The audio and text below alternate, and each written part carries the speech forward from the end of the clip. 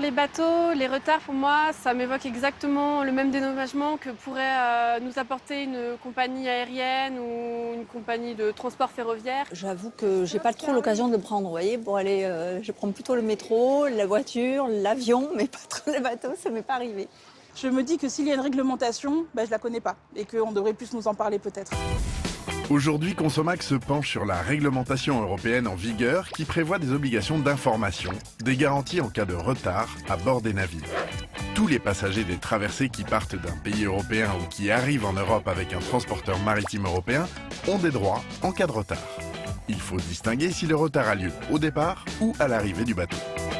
Quand le retard au départ dépasse 1h30, le passager a le droit à une assistance repas, à des rafraîchissements et à un hébergement si nécessaire.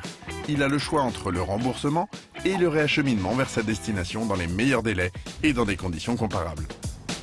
Lors d'un retard à l'arrivée à la destination finale, le passager a droit à une indemnisation. Le montant varie entre 25 et 50% du prix du billet et dépend à la fois de la durée du retard et de la durée du trajet initial. Il existe 5 paliers pour en fixer le montant. L'indemnisation peut être versée sous forme d'avoir, valable sur un prochain voyage, ou sinon sous forme de virement si le passager en fait la demande. Le passager a droit à 2 mois pour faire valoir ses droits à compter de la date du voyage retardé.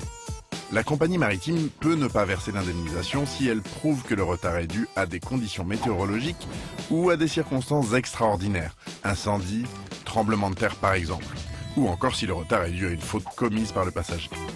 Le passager peut avoir recours à la médiation s'il n'est pas satisfait par la réponse apportée à sa réclamation. Il peut s'adresser au médiateur Tourisme et Voyage ou sinon par le médiateur qui aura été désigné par la compagnie maritime.